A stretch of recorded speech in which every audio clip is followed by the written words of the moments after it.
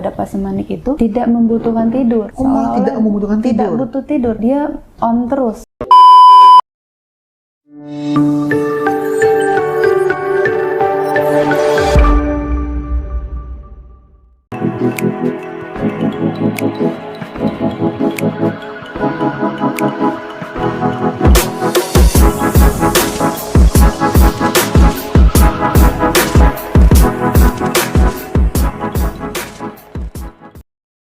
Assalamualaikum warahmatullahi wabarakatuh. Halo semua, selamat datang di channel RSUD Indramayu. Senang sekali saya Dr. Steven Saputro berjumpa kembali dengan Anda, Sobat RSUD Indramayu, dalam acara PORS, Podcast RSUD Indramayu.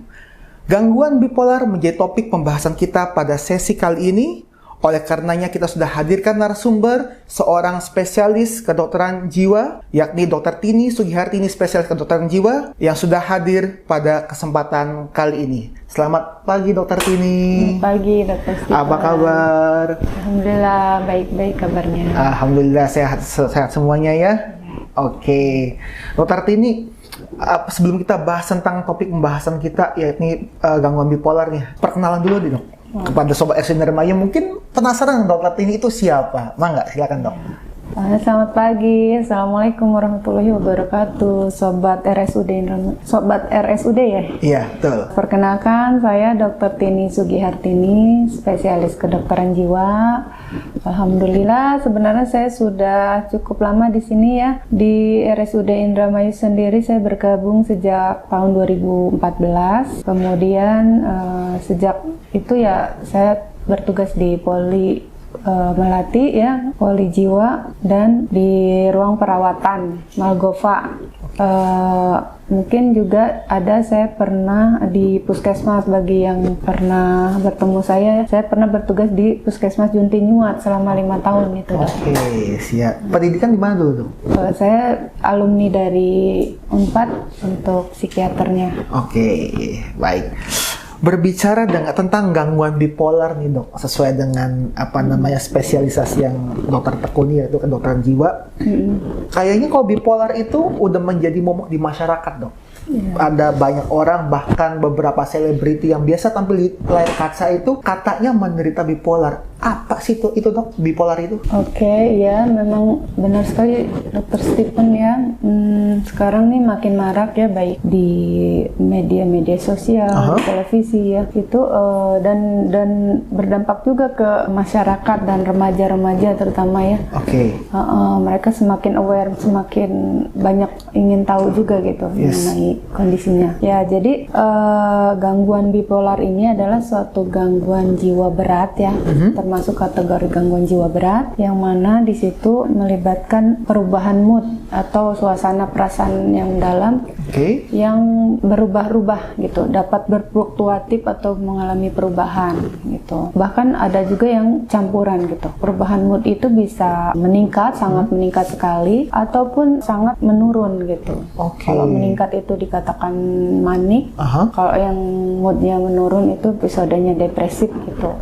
Dan ada yang campuran juga dan ada juga yang campuran. Dua-duanya timbul dalam waktu bersamaan ataupun bergantinya sangat cepat atau rapid, pergantian yang sangat cepat.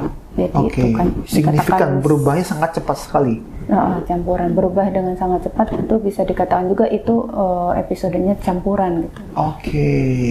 Jadi kadang-kadang bisa meningkat yang disebut sebagai manik, depresif ketika sedang down, dan juga bisa campuran yang berfluktuatif, berubah dengan sangat cepat antara yang manik dan juga depresif. Betul sekali.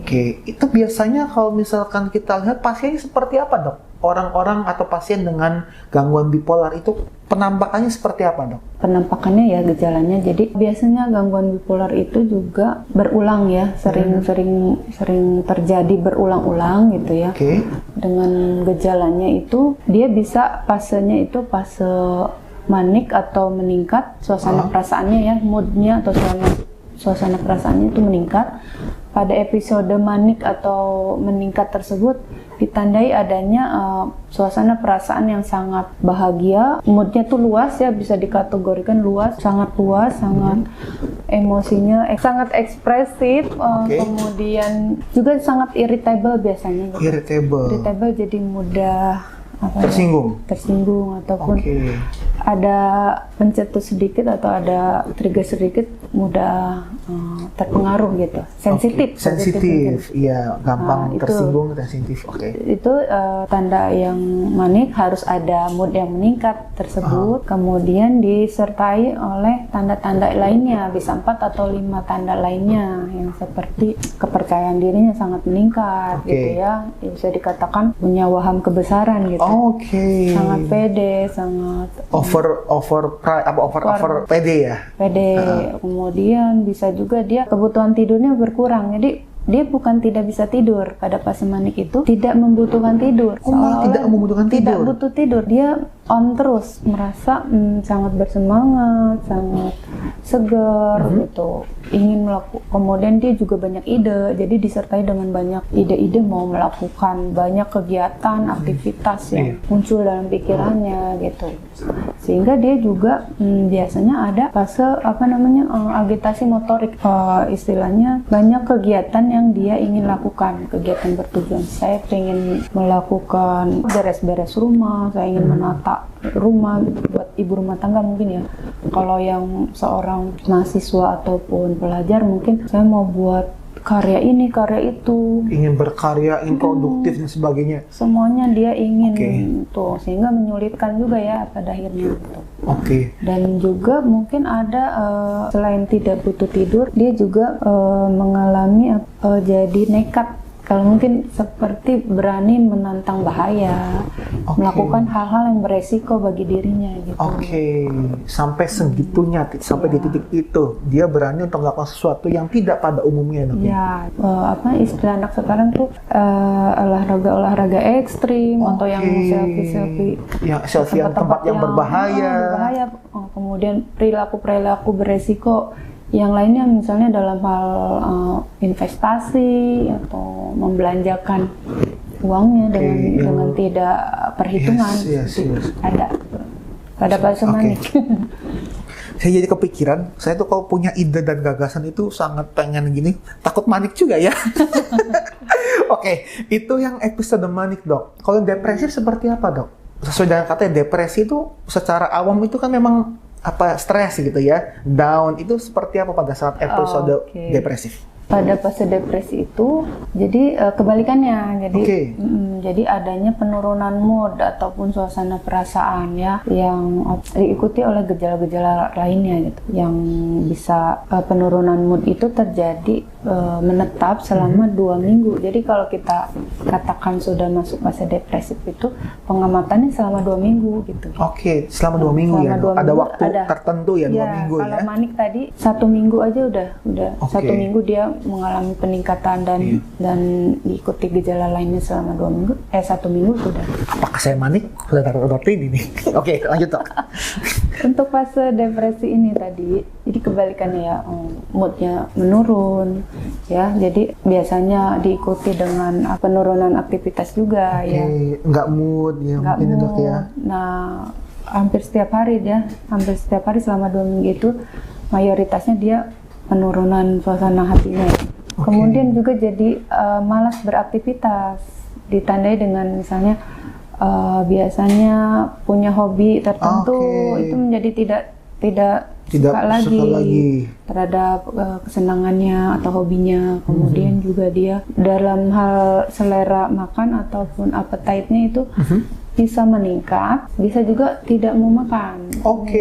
Kadang meningkat, kadang bisa nggak mau makan sama sekali. Nggak mau makan, makanya berat badannya kadang-kadang ada, bagi yang meningkat tentunya meningkat, berat badannya terjadi peningkatan, atau juga dia bisa jadi berat badannya sangat turun walaupun dia sedang tidak diet ya. Kemudian juga untuk tidurnya ini sama, bisa jadi insomnia, tidak bisa tidur, atau bahkan bisa tidur terus, hipersomnia. Tanda-tanda depresi itu bisa hipersomnia, alias tidur terus, insomnia, tidak bisa tidur. Kemudian juga dia jadi merasa kehilangan energi, berasanya tuh mudah lelah, melakukan aktivitas ringan yang biasa-biasa sehari-hari saja sudah membuat dia lelah. Kemudian ada lagi merasa tidak berharga, merasa rendah diri, kurang pede, kemudian perasaan merasa bersalah, kemudian ide-ide tentang kematian.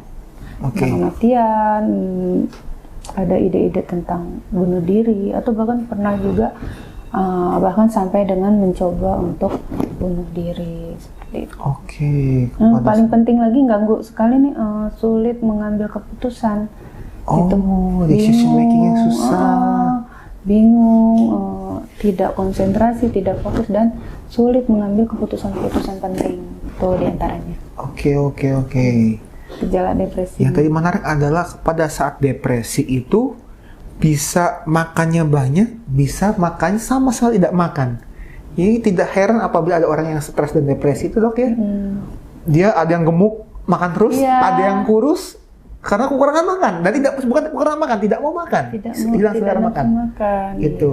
Ada yang tidur terus, ya kan? Ada yang sampai tidak bisa tidur, insomnia. Jadi memang bisa coping mekanisme berbeda-beda ya, Dok, ya. Itu betul. dia. Tergantung kepribadian orangnya juga. Iya, terbayang. Nah, sekarang tadi sudah kita bahas yang manik dan depresif, yang campuran seperti apa, Dok? Yang campuran itu mungkin di sini saya sampaikan ada hipomanik ya, tengah-tengah gitu. Ada jadi ada episode hipomanik, namanya dia gejala-gejalanya itu menyerupai manik, tapi terjadi hanya 4 hari saja sudah bisa dikatakan hipomanik. Apabila terjadi peningkatan mood, kemudian disertai gejala-gejala manik tadi, peningkatan harga diri, peningkatan kepercayaan diri, kemudian adanya semangat, banyak ide, banyak aktivitas, tidak butuh tidur. Hanya saja pada hipomanik itu tidak sampai mengganggu fungsi pekerjaan ataupun fungsi sosialnya gitu. Jadi pada episode manik biasanya itu disertai gejala berat yang hampir selalu membutuhkan rawat inap ya. Nah, pada episode hipomanik ini biasanya tidak membutuhkan rawat inap karena dia tidak cukup mengganggu fungsi sosial dan fungsi pekerjaannya. Mungkin hanya diberikan obat-obatan saja, Dok. Biasanya performanya malah bagus gitu. Kadangkala dia bisa mengerjakan banyak hal, tampilannya seperti multitasking orang yang bisa mengerjakan ini dan itu, dia cukup aktif gitu. Jadi pada saat hipomanik itu kelihatannya orangnya kayak orang aktif yang tampilannya baik gitu, performa di pekerjaan. Tapi ada kecenderungan untuk dia apabila tidak ditata laksana ya kan nanti takutnya jatuh dalam episode depresifnya gitu. Tetap ada gangguan ya gitu. Apabila tidak ditata laksana bisa jatuh ke depresifnya.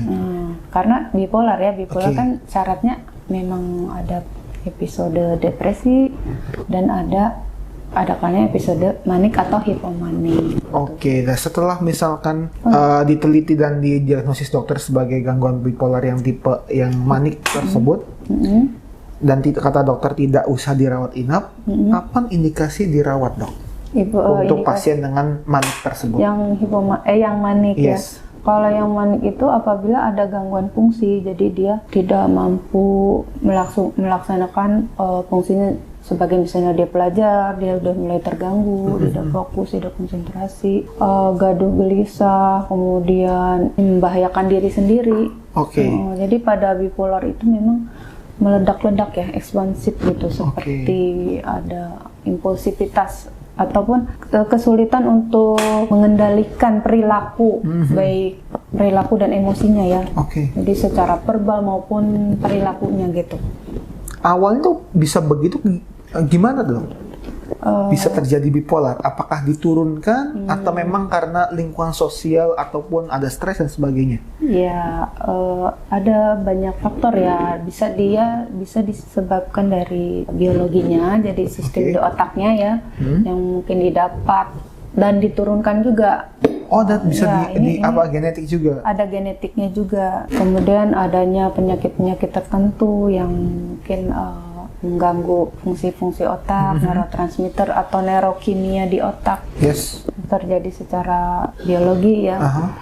Yang kedua juga bisa disebabkan oleh faktor-faktor lingkungan atau stresor psikososial. Yang banyak peristiwa hidup, banyak kejadian-kejadian ataupun trauma ataupun stres kerjaan dan lain faktor-faktor luar ya dok ya, yang menyebabkan dia seperti itu. Nah, apabila misalkan katakanlah ada seorang dengan diagnosis bipolar yang tipe manik tersebut dok, setelah itu dia datang ke dokter jiwa dan setelahnya confirm bahwasanya dia punya penyakit tersebut, dan sebetulnya apakah ada yang dirasa oleh pasiennya merasakan seperti itu, sadar tidak pasiennya? Ya, ini bervariasi. Ada yang sudah bisa mengenali sendiri. Ada juga yang tidak merasa, jadi insight-nya, tilikannya terhadap penyakit itu kurang baik gitu. Dia tidak merasakan mempunyai gangguan gitu. Jadi ada yang memang datang dengan kesadaran sendiri karena mungkin dia ada beberapa gejala seperti kayak penurunan konsentrasi, kemudian kesulitan dia mengendalikan emosi, mudah menangis ataupun mudah marah dengan pencetus mungkin hanya ringan atau hanya tidak terlalu berat, tapi dia sudah bisa terpicu gitu. Nah itu biasanya berkonsultasi juga, menanyakan bagaimana keadaan dirinya gitu. Ada juga yang mungkin dikomplain dari atasan atau orang-orang sekitar gitu, atas interaksinya dia sama di lingkungan keluarga ataupun di kerjaan.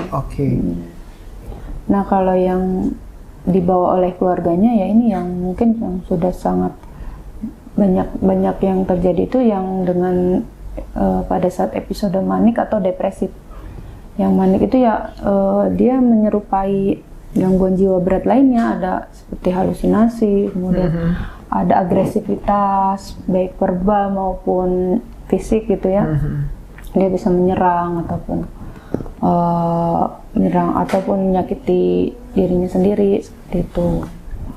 Kemudian juga mungkin dari perilaku yang dilakukan gitu, seperti belanja berlebihan, kemudian ada hutang yang cukup signifikan, cukup apa ya, jumlahnya mungkin banyak, di luar di luar ekspektasi dan dugaan orang pada normalnya, pada umumnya anak umur segitu atau seseorang dengan ini kok berhutang sampai misalnya puluhan juta, ini untuk apa gitu. Setelah dikonfirmasi ya ternyata mungkin ada gangguan itu gitu. Sebetulnya pasien yang sadar bahwa dirinya ada kelainan jiwa, katakanlah yang bipolar itu pemanik ini dok, ada keluhan sendiri yang dirasakan tidak dok?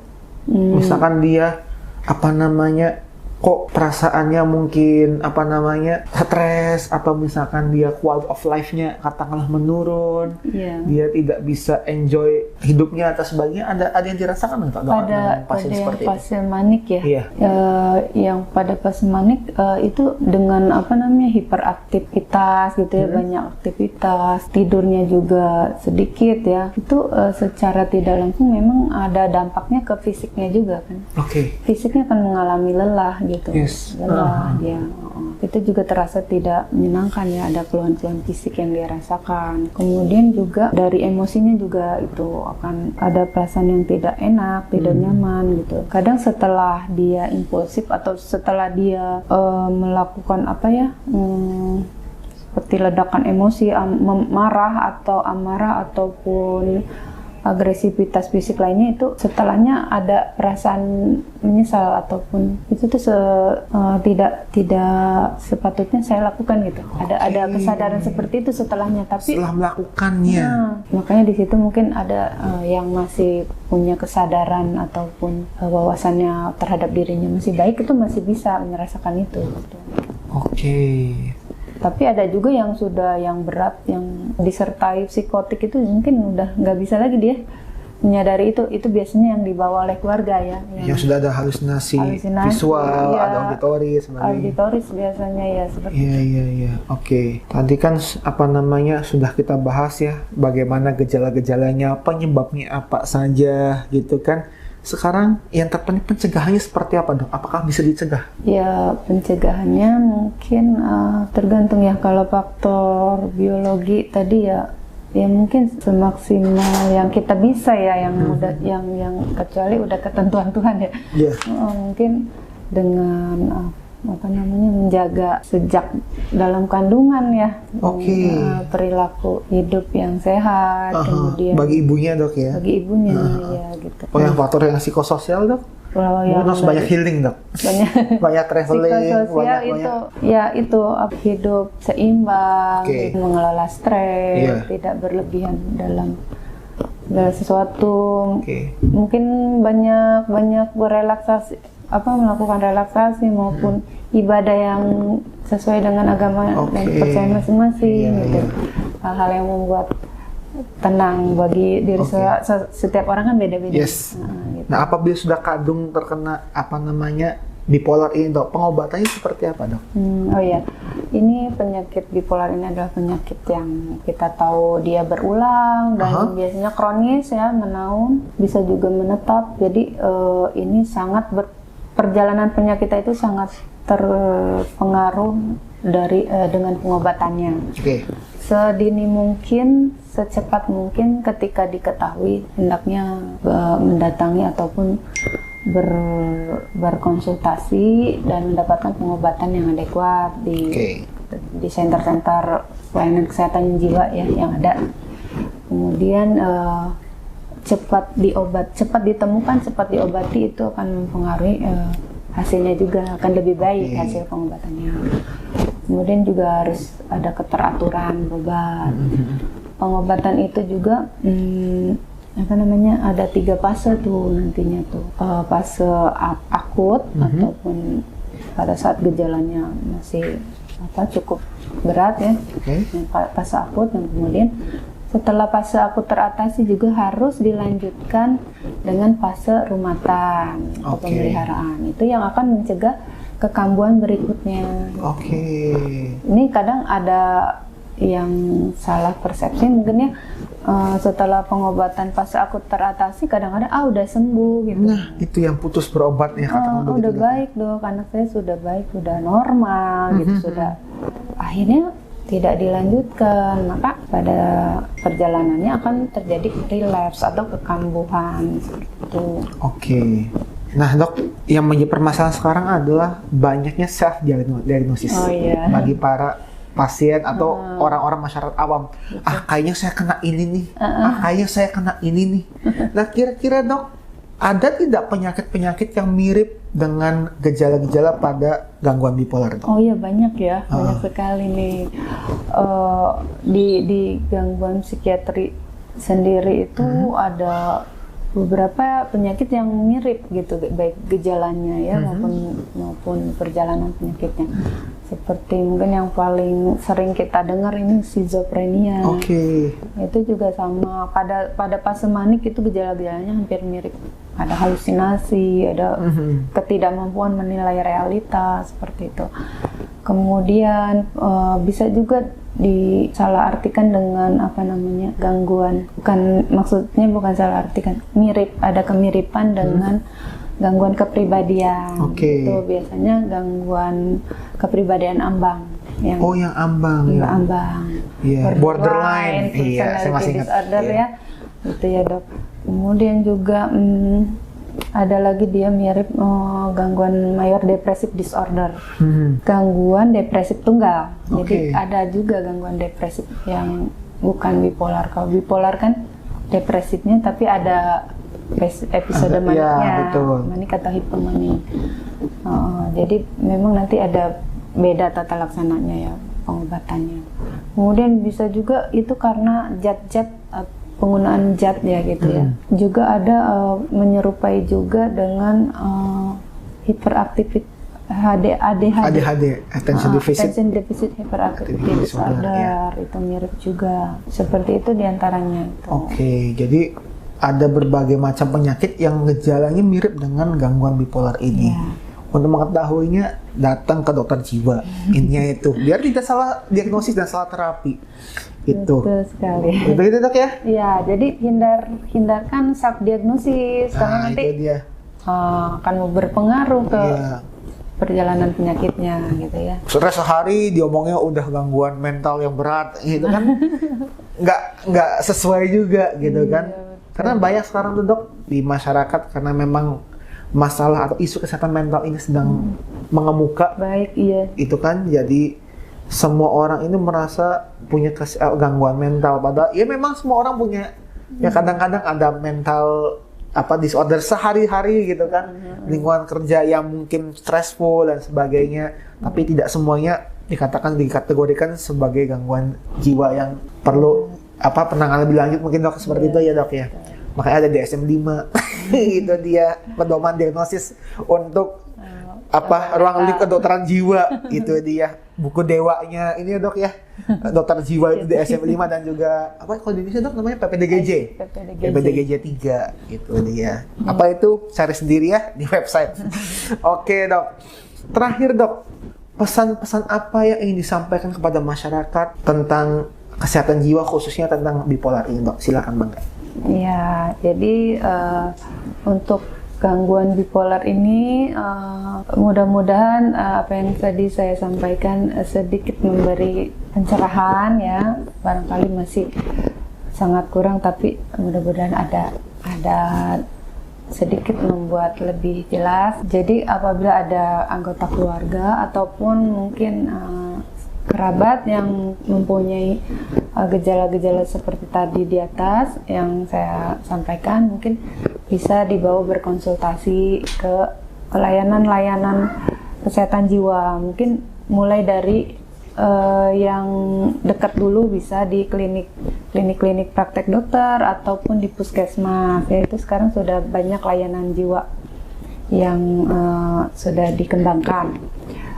Kemudian tidak melakukan self diagnosis atau mendiagnosis diri sendiri ya, karena nanti berakibatnya kurang baik bagi perjalanan penyakitnya tersebut juga, bagi kondisi orangnya, individunya juga ya. Jadi harus dikonfirmasi dulu, harus dicari kejelasannya apakah itu memang benar-benar sudah masuk suatu gangguan atau bukan ya, atau memang hanya stres sesaat biasa gitu. Ada yang sudah gangguan, ada yang gejala-gejala psikologis yang masih manusiawi gitu ya. Jadi baiknya berkonsultasi gitu. Sip, baik. Wah, tidak terasa ya kita membahas tentang bipolar sudah sekian lama dan memang waktu yang memisahkan kita. Sebetulnya kita yang berbincang lebih lanjut, tapi waktunya sudah sudah lewat ambang batas. Seperti itu kurang lebihnya.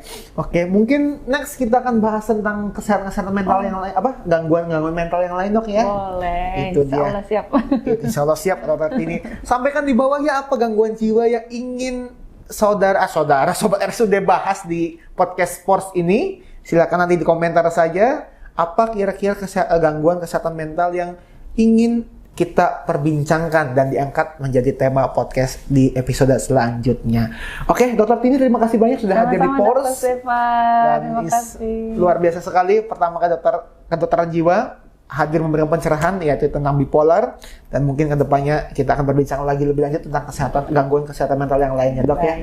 Oke, terima kasih. Sampai jumpa. Terima kasih kepada Sobat RSUD Indramayu yang sudah menonton sampai akhir acara, dan jangan lupa like dan subscribe channel RSUD Indramayu dan tetap stay tune di Pors Podcast Indramayu. Dan saya Dr. Stephen Saputra dan Dr. Tini Sugihartini. Mau ucapkan terima kasih banyak dan sampai jumpa. Bye. Assalamualaikum.